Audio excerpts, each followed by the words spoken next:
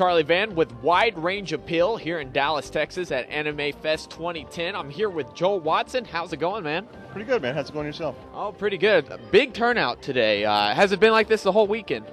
Actually, so far this seems kind of slow for the weekend. So there have been more people, actually. Yesterday was pretty insane. Let's talk about your webcomic, HijiNKS ENSUE. What prompted to create this? Obviously, the web is booming with a lot of different entertainment mediums. You have web series now, and of course, webcomics are not something new, but there seems to be more of them.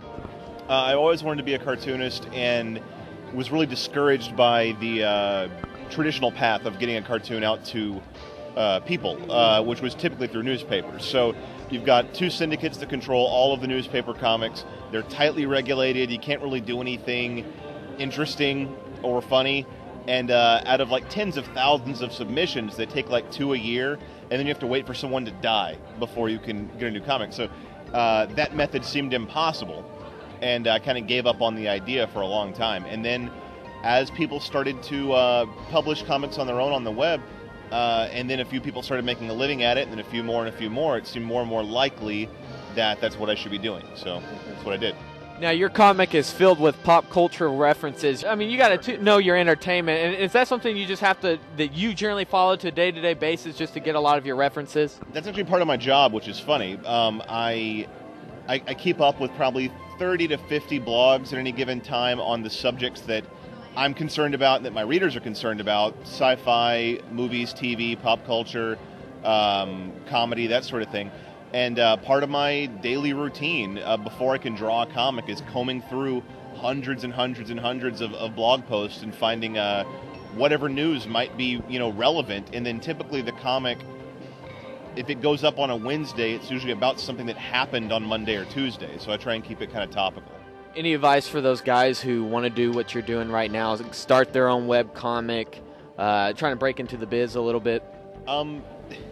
To suggest there's a biz to break into is kind of erroneous. Yeah. There's actually, out of the tens of thousands of webcomics, there's only about 60 of us that make a living at it, which is really bizarre, to actually have a job that like under 100 people have. That's not to say it's impossible, but I would focus less on the idea of it being a business and more on the idea of making the best comic you can. Yeah. And my biggest piece of advice in regards to that is just do it. Just start. Start tomorrow. Don't think about it for 6 months. Make something tomorrow. Put it online. Send it to your friends. See what they think. Get better at it. Don't try and make the first thing you do perfect. Just make anything and get it out there. Create something. And if it's going to end up being your full-time job, it should happen naturally.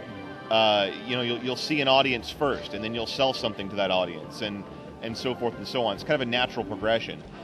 Going into it with the idea of I have to make a comic so it can be a job is more likely to lead to disappointment, I would say. So really just focusing on filling a niche need. Do you know a lot about one thing that some people care a lot about? Make a comic about it, because those people are out there. I would have never thought there'd be a comic that supports multiple people that's all about libraries, but there are enough libraries out there to make that kind of thing possible, Well, thank you for your time. Sure thing, man, absolutely.